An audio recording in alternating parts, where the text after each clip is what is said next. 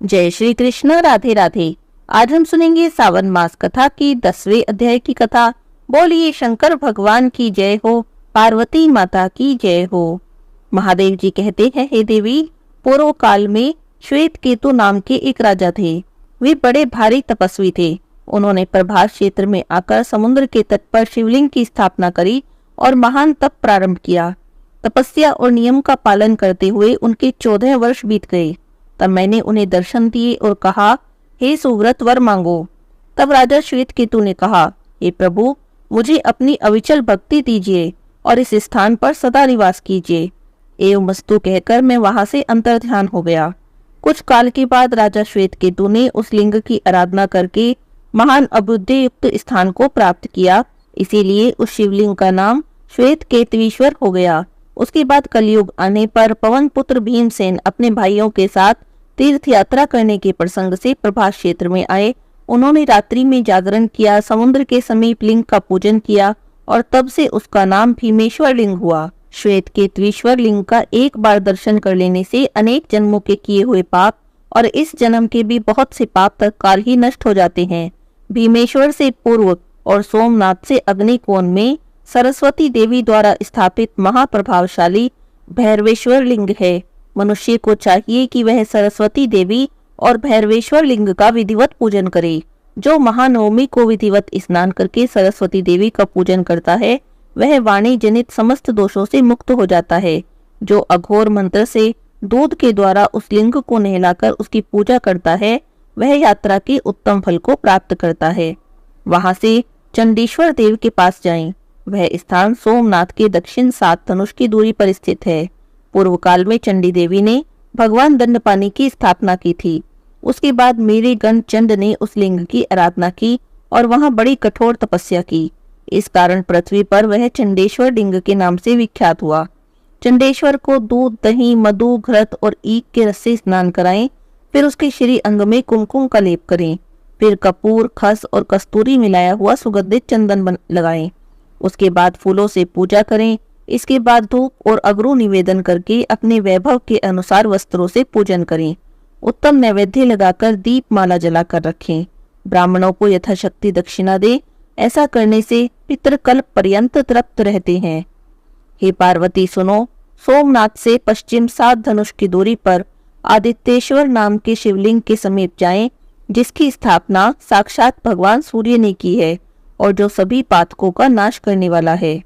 त्रेता युग में महात्मा समुद्र ने 10,000 वर्षों तक रत्न के द्वारा आदित्येश्वर का पूजन किया। इससे पृथ्वी पर इनका नाम रत्नेश्वर प्रसिद्ध हो गया। रत्नेश्वर को पंचामृत से नहलाकर पंचरत्नों के द्वारा पूजा की जाती है। इसके बाद भांति भांति के उपचारों से विधि पूर्वक उनकी अर्चना करनी चाहिए। ऐसा करने पर मनुष्य मेरु पर्वत के दान का फल प्राप्त करता है। उसे सब तीर्थों के सेवन का फल प्राप्त होता है और वह अपने पितृकुल और मातृकुल दोनों का ही उद्धार कर देता है। रत्नेश्वर का दर्शन करके मनुष्य के सभी पाप नष्ट हो जाते हैं और जो विधि पूर्वक रत्नेश्वर लिंग की पूजा करके शतरुद्रीय का जप करता है, वह फिर इस संसार में जन्म नहीं लेता। हे महादेवी, वहां से परम उत्तम अंगारेश्वर के समीप जाएं, जिनकी स्थापना भूमि पुत्र मंगल ने की है। यह स्थान सोमनाथ से ईशान कोण में है। पूर्व काल में मंगल ने प्रभास क्षेत्र में आकर बाल्यावस्था से ही तपस्या के द्वारा मेरी आराधना की। तब मैंने संतुष्ट होकर उन्हें वरदान मांगने को कहा तो मंगल बोले, हे सर्वेश्वर, मुझे ग्रह का पद प्रदान करें। तब मैंने तथास्तु कहकर मंगल को बताया कि जो मनुष्य वहां आकर भक्ति पूर्वक तुम्हारी पूजा करेगा, उसे कभी तुम्हारे द्वारा दी हुई पीड़ा नहीं भोगनी होगी। और ऐसा कहकर मैं अंतर्हित हो गया। मंगल देव ग्रहों के मध्य में विमान पर विराज रहे हैं। अंगारेश्वर से उत्तर दिशा में महाप्रभावशाली बुद्धेश्वर विद्यमान है। उनका स्थान वहां से अधिक दूर नहीं, 2 ही धनुष के अंतर पर है। वे दर्शन मात्र से ही सब पाप हर लेते हैं। हे देवेश्वरी, बुद्ध ने पूर्व काल में वहां बड़ी भारी तपस्या की और निर्मल शिवलिंग स्थापित किया। इससे संतुष्ट होकर मैंने बुद्ध को भी ग्रहत्व प्रदान किया। बुधवार और अष्टमी के योग में बुद्ध द्वारा स्थापित शिवलिंग की विधिवत पूजा करके मनुष्य को राजसूय यज्ञ का फल प्राप्त होता है। बुद्धेश्वर के प्रसाद से उसके कुल में दुख और दुर्भाग्य प्रवेश नहीं करते।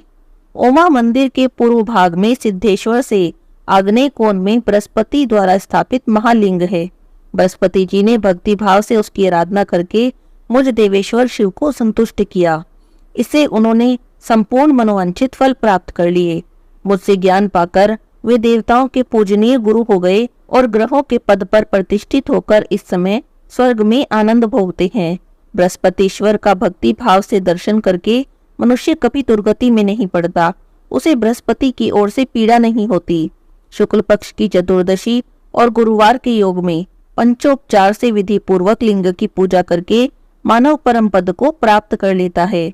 उसके बाद विभूतिश्वर से पश्चिम थोड़ी ही दूरी पर शुक्राचार्य के द्वारा स्थापित लिंग है, जहां पर शुक्र ने शुक्रेश्वर शिव के प्रभाव से मृत संजीवनी विद्या प्राप्त की थी। जो भी मनुष्य स्थिर चित्त होकर उस शिवलिंग की आराधना करता है और 1,00,000 मृत्युंजय मंत्र का जाप करता है, वह अपने सभी मनोरथ प्राप्त कर लेता है। शुक्रेश्वर का दर्शन और स्पर्श करके मनुष्य जन्म से लेकर मृत्यु तक के सभी पातकों से मुक्त हो जाता है। सुगंधित पुष्पों के द्वारा उनकी पूजा करने से शुक्र की पीड़ा प्राप्त नहीं होती। बुद्धेश्वर से पश्चिम और अजा देवी से अग्नि कोण के समीप ही 5 धनुष की दूरी पर शनिश्चरेश्वर का स्थान है। छायानंदन शनिश्चर ने अत्यंत कठिन तपस्या करके उस लिंग में मुझ अनादि अनंत शिव को उतारा है। उन्होंने भक्ति और मेरे प्रसाद से ग्रह का पद प्राप्त किया। शनिश्चर के दिन शमी के पत्तों से उस लिंग का पूजन करके तिल, उड़द, गुड़ और भात से ब्राह्मण को तृप्त करें। उसे काले रंग का बैल दान करें। उसके बाद सब प्रकार की पीड़ाओं का निवारण करने के लिए अनेक स्तोत्रों द्वारा शनिश्चरेश्वर देव की स्तुति करें। जो मनुष्य प्रतिदिन भक्ति भाव से शनिश्चरेश्वर का स्मरण करता है, उसके ऊपर सूर्य नंदन शनिश्चर हमेशा प्रसन्न रहते हैं। शनिश्चरेश्वर से वायव्य कोण में राहु द्वारा स्थापित शिवलिंग है, जहां विप्रचित्ति के पुत्र राहु ने 1000 वर्ष तक तपस्या की। जो उनके द्वारा स्थापित शिव का भक्ति पूर्वक पूजन और दर्शन करता है, उसके सभी पाप नष्ट हो जाते हैं। राहवेश्वर से उत्तर और अंगारेश्वर से दक्षिण एक धनुष के अंतर पर महाप्रकाश में केतु लिंग भी है। वह सब प्रकार के पाप का नाश करने वाला है। केतु ने मुझ शिव के प्रति भक्ति रखकर देवताओं के मान से 100 वर्षों तक वहां तपस्या की। इससे संतुष्ट होकर मैंने उन्हें ग्रह पद प्रदान किया। भयंकर ग्रह पीड़ा होने पर पुष्प, गंध, धूप और भांति भांति के नैवेद्य द्वारा केतवीश्वर की पूजा करके उन्हें प्रसन्न करना चाहिए। इससे सब पीड़ाएं शांत हो जाती हैं। जो इन 14 देव स्थानों को भक्ति भाव से जानता है, वहां पर पूजा करता है, वह उस क्षेत्र में वास करने के फल का भागी होता है। बोलिए शंकर भगवान की जय हो, माता पार्वती की जय हो। प्राचीन काल की बात है। चमत्कारपुर में कोई शुद्धक नाम वाला एक धोबी रहता था। वह कपड़े धोने और रंगने की कला में विशेष निपुण था। नगर के प्रधान पठान जो ब्राह्मण थे, उनके कपड़े वही धोता था। एक समय भूल से उसने ब्राह्मण के कपड़ों को नील के रंग से भरे हुए पात्र में डाल दिया।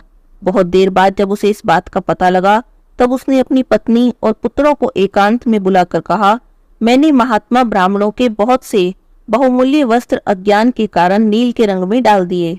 इस कारण वे ब्राह्मण लोग मुझे भीषण दंड देंगे अथवा मुझे कैद में डलवा देंगे। इसीलिए अच्छा है कि हम सब लोग कहीं और भाग जाएं। ऐसा निश्चय करके वह घर की सारभूत वस्तुएं लेकर पत्नी सहित किसी अज्ञात दिशा में जाने को उदित हुआ। इसी समय उसकी पुत्री अपनी एक सहेली दास कन्या से मिलने गई और वहां जाकर बोली, हे भद्रे, मेरे द्वारा जाने अनजाने जो तुम्हारा अपराध हुआ हो, तुम्हारे साथ खेलते हुए प्रेम से, बचपन से, क्रोध से या ईर्ष्या से मैंने जो भी कुछ प्रतिकूल बर्ताव कर दिया हो, वह सब क्षमा कर देना। यह कहते हुए सहसा ही उसके नेत्र भर आए और उसकी सखी आकुल होकर पूछने लगी, सखी, आज तुम ऐसी बातें क्यों कर रही हो? तब वह धोबी की कन्या बोली, हे सुनयनी, मेरे पिता ने ब्राह्मणों के बहुत से वस्त्र नील की नांद में डाल दिए। प्रातःकाल इस बात का पता जब ब्राह्मणों को लगेगा तो वे उन्हें कठोर दंड देंगे। मन में यही भय लेकर पिताजी यहाँ से जा रहे हैं। अतः मैं तुमसे अंतिम बार मिलने आई हूँ। अब तुमसे आज्ञा लेकर मैं भी जाती हूँ।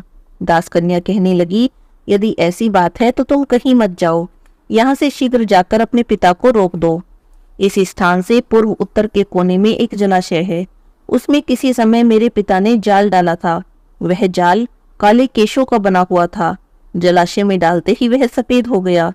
तब कौतूहलवश मेरे पिता भी जल में खड़े हुए। उनके शरीर काले रंग का था जो उसी समय सफेद हो गया।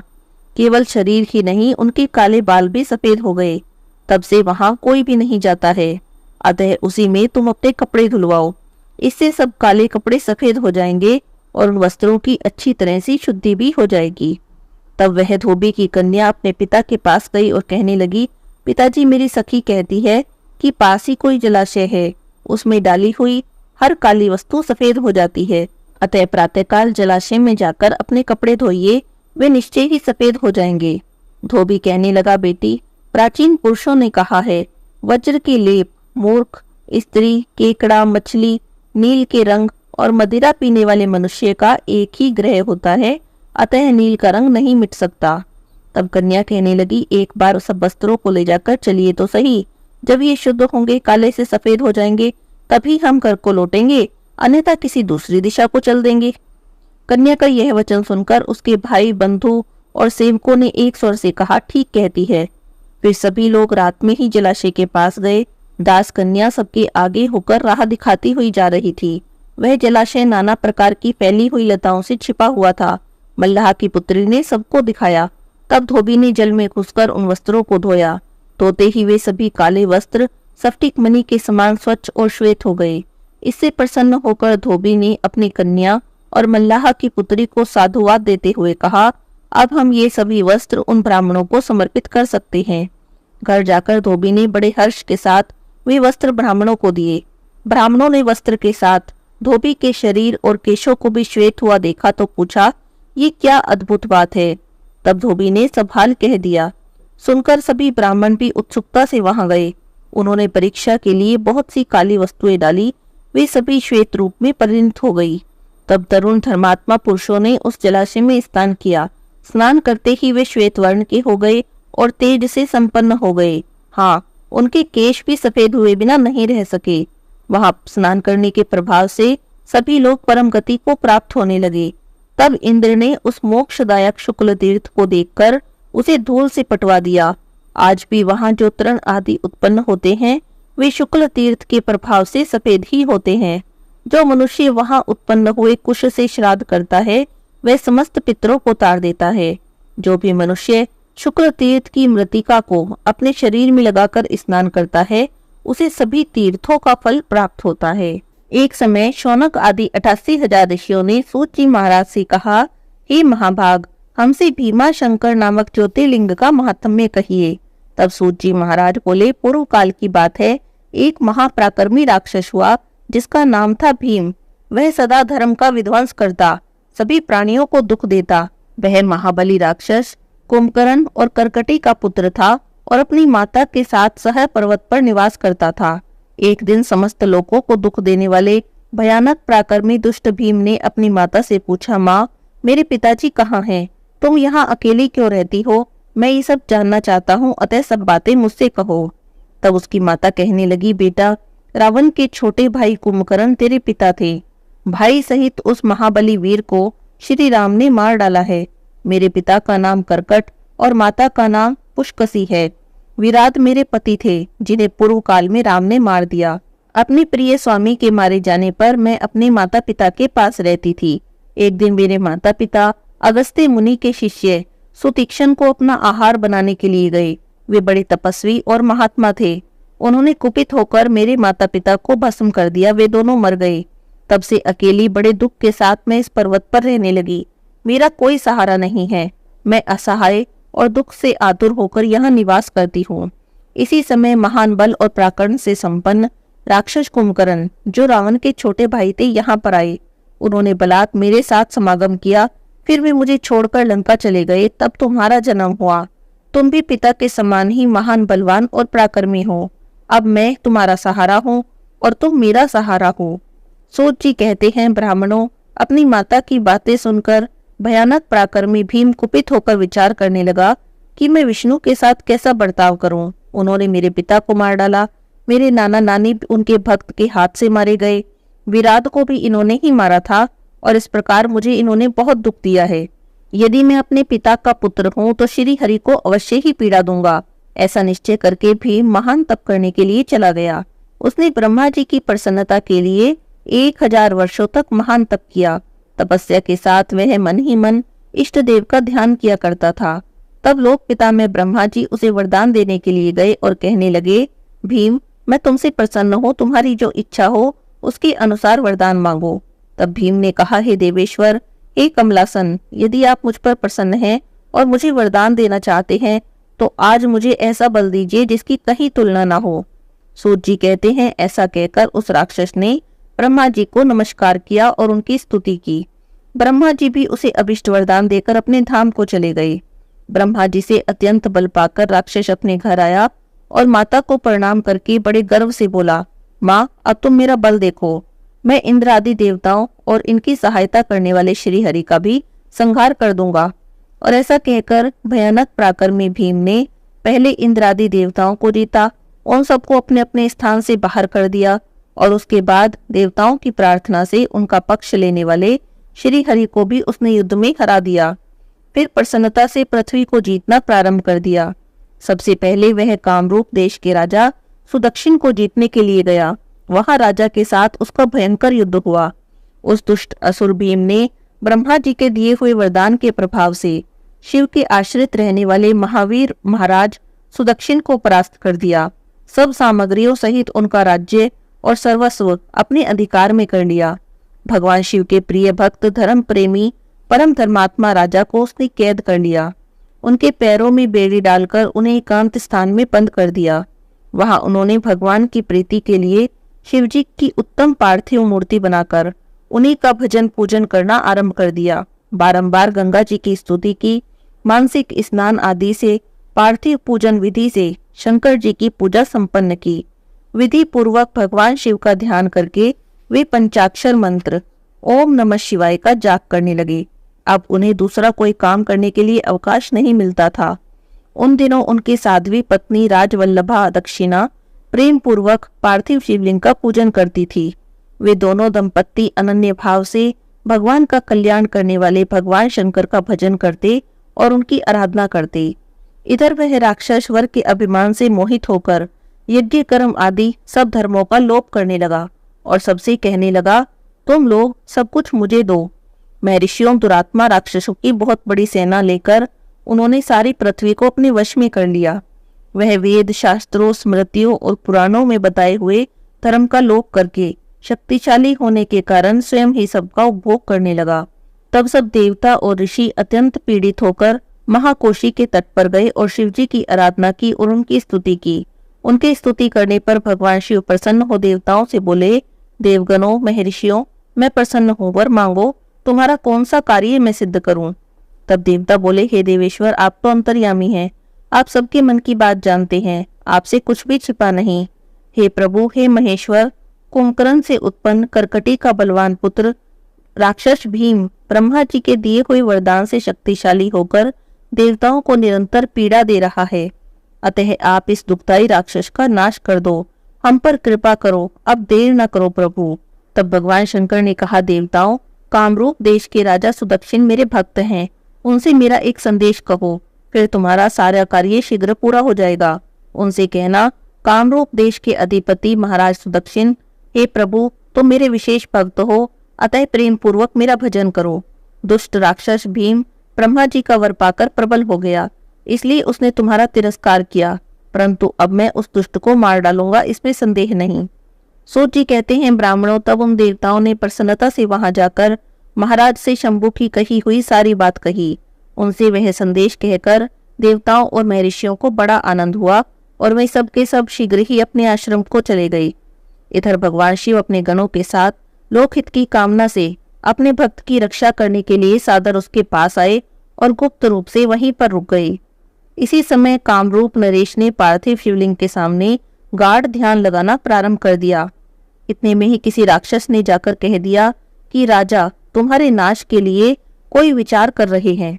यह समाचार सुनते ही तो राक्षस को क्रोध आया और उनको मार डालने की इच्छा से नंगी तलवार हाथ में लेकर राजा के पास गया। वहां पार्थिव शिवलिंग आदि जो भी सामग्री उसने देखी, उसे देखकर उनके प्रयोजन और स्वरूप को समझकर राक्षस ने यही माना कि कि राजा मेरे विरुद्ध षड्यंत्र कर रहा है, अतः सब सामग्री सहित इस नरेश को मैं बलपूर्वक अभी नष्ट कर देता हूँ। ऐसा विचार कर उस राक्षस ने राजा को बहुत डांटा और पूछा, ये क्या कर रहे हो? राजा ने भगवान शंकर पर अपनी रक्षा का भार सौंपा और कहा, मैं चराचर जगत के स्वामी भगवान शिव का पूजन करता हूँ। तब राक्षस भीम ने भगवान शंकर के प्रति बहुत तिरस्कार युक्त दुर्वचन कहे और राजा को धमकाया। भगवान शिव के पार्थिव लिंग पर तलवार भी चलाई। वह तलवार उस पार्थिव लिंग का स्पर्श भी नहीं करने पाई कि उससे साक्षात भगवान शिव वहां प्रकट हो गए और कहने लगे, देखो मैं भीमेश्वर हूँ और अपने भक्त की रक्षा के लिए प्रकट हुआ हूँ। मेरा पहले से ही ये व्रत है कि मैं सदा अपने भक्तों की रक्षा करूंगा, इसीलिए भक्तों को सुख देने वाले मेरे बल की ओर दृष्टिपात करो। ऐसा कहकर भगवान शिव ने पिनाक से उसकी तलवार के टुकड़े टुकड़े कर दिए। फिर राक्षस ने त्रिशूल चलाया, पर शंभु ने उसके त्रिशूल के भी सैकड़ों टुकड़े कर दिए। उसके बाद शंकर जी के साथ उसका घोर युद्ध हुआ, जिससे सारा जगत क्षुब्ध हो गया। तब नारद जी ने आकर भगवान शंकर से प्रार्थना की। नारद जी बोले, लोगों को भ्रम में डालने वाले हे महेश्वर, हे मेरे नाथ, आप क्षमा करें, क्षमा करें। तिनके को काटने के लिए कुल्हाड़ा चलाने की क्या आवश्यकता है? आप शीघ्र ही इसका संहार कर दें। नारद जी के इस प्रकार प्रार्थना करने पर भगवान शंभु ने ओंकार मात्र से उस राक्षस को भस्म कर दिया। सूत जी कहते हैं, हे ऋषियों, सब देवताओं के देखते ही देखते शिव जी ने उन सारे राक्षसों को दग्ध कर दिया। उसके बाद भगवान शंकर की कृपा से इंद्र आदि सभी देवताओं और मुनीश्वरों को शांति प्राप्त हुई और संपूर्ण जगत स्वस्थ हो गया। उस समय देवताओं और विशेषकर मुनियों ने भगवान शंकर से प्रार्थना की, हे प्रभु, आप यहाँ लोगों को सुख देने के लिए सदा निवास करें। यह देश निंदित माना गया है, यहाँ आने वाले लोगों को दुख ही प्राप्त होता है, परंतु आपका दर्शन करने से यह सबका कल्याण होगा। आप भीम शंकर के नाम से विख्यात होंगे और सबके संपूर्ण मनोरथों की सिद्धि करेंगे। आपका यह ज्योतिर्लिंग सदा पूजनीय और सभी आपत्तियों का निवारण करने वाला होगा। सूत जी कहते हैं, हे ब्राह्मणों, उनके इस प्रकार प्रार्थना करने पर लोक हितकारी, भक्त वत्सल, परम स्वतंत्र भगवान शिव प्रसन्नता पूर्वक वहीं पर विराजमान हो गए। बोलिए शंकर भगवान की जय हो, पार्वती माता की जय हो।